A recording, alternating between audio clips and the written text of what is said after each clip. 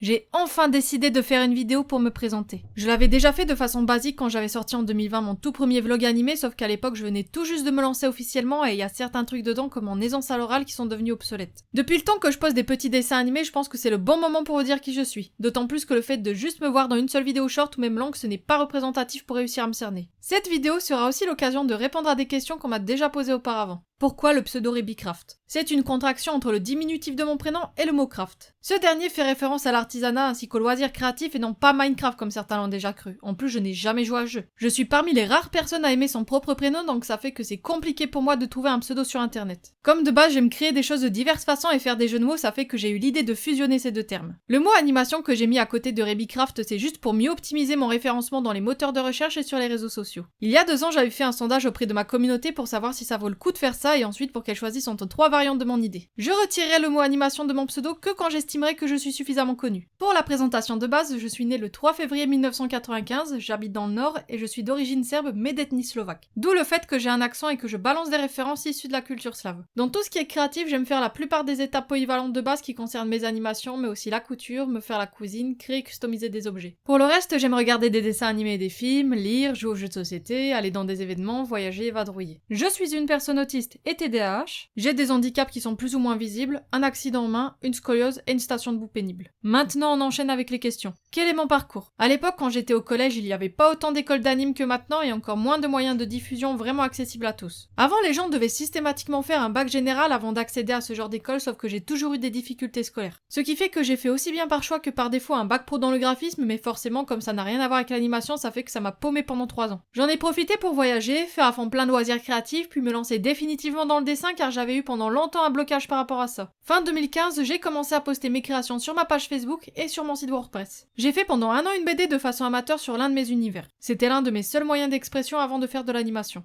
Entre-temps, j'ai aussi été faire une formation pour apprendre à faire de l'animation 2D et du stop motion. J'y suis restée 2 mois au lieu de 4, puis j'ai fait des études en film d'animation pendant 2 ans et demi. J'ai quand même eu un certificat indiquant que j'ai le niveau licence. Même si j'avais rien eu, ça me serait égal car mon objectif c'était avant tout d'apprendre les choses dont j'ai besoin. Ça m'arrive encore de me former sur des aspects plus ciblés de l'animation comme le scénario, la réalisation et la production car je n'ai pas abandonné mon projet de série animée. Même si l'IA me permettra un jour de me passer de tout ce parcours de combattant, j'aimerais quand même essayer de ne pas trop boire la tasse, bien que je suis plutôt dans les milieux indépendants. Pourquoi je me suis lancée sur YouTube? De base, je veux créer des dessins animés depuis que je suis ado, sauf que le chemin classique pour y arriver est tellement compliqué que ça rend les choses quasi impossibles. Puis un jour, en me baladant en 2015 sur YouTube, je découvre divers créateurs qui font des dessins animés. Surtout l'actu animé, puis ensuite Cashbot, et à force de voir et analyser ce qu'ils font, ça m'a donné envie de me lancer à mon tour. L'avantage avec internet, c'est qu'on ne dépend pas d'une institution pour créer et diffuser des vidéos animées en ligne. J'ai aussi découvert quelques créateurs anglophones, sauf que la plupart ont davantage de privilèges comme la possibilité d'être toujours en équipe, ce qui les rend dans un sens moins accessibles pour se projeter à son tour.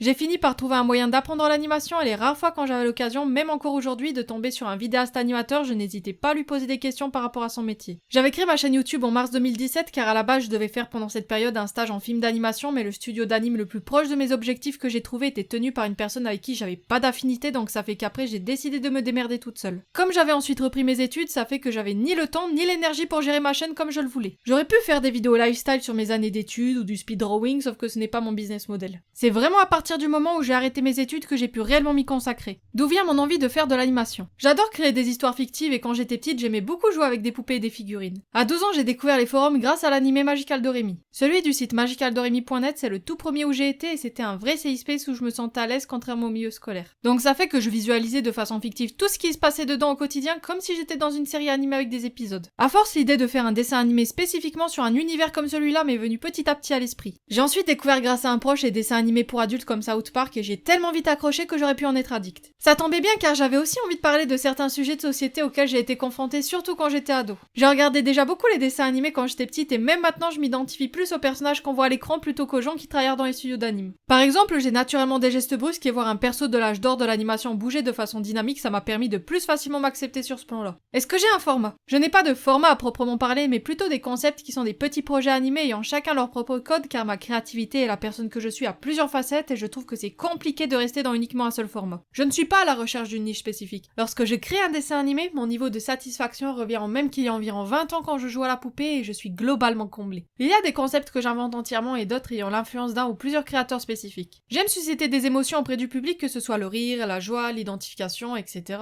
Chaque concept varie en fonction de mon niveau de clivage, des sujets abordés et des techniques que je mets dedans. Je vais soit me mettre en scène, soit l'un de mes personnages et ou des gens et persos qui existent déjà. Il y en a qui ont mieux marché que d'autres, il y en a qui ont un nombre d'épisodes limité et d'autres que je continue d'alimenter au fil du temps. N'hésitez pas à aller voir toutes mes playlists et faire la comparaison. Pourquoi mes dessins animés ne sont pas pour les enfants? Je préfère m'adresser à un public ado et adulte car on a plus de liberté d'expression par rapport au sujet à aborder et j'estime qu'il n'y a pas d'âge pour regarder des dessins animés. Quand j'étais gamine et que je voulais faire des trucs comme des histoires pour les enfants, c'était surtout parce qu'à l'époque j'étais une enfant alors que maintenant j'ai d'autres préoccupations. C'est aussi plus simple pour être proche de sa communauté. Depuis qu'il y a la loi COPPA sur YouTube, je fais exprès de mentionner dans certaines descriptions que mes vidéos sont not made for kids comme si c'était un label. Déjà parce que c'est vrai et aussi car je veux bien faire comprendre à l'algorithme qu'il doit pas me mettre dans YouTube Kids. J'aime aussi certains types d'humour comme les blagues de cul et l'humour noir, donc ça rend cette mention encore plus indispensable que n'importe quelle certification qu'on peut trouver dans le commerce. Quel logiciel j'utilise? Je fais mes animations sur Cartoon Animator 5 et ça m'arrive encore de me servir de la version précédente de ce logiciel. Pour le son, j'utilise le microphone Rode NT USB,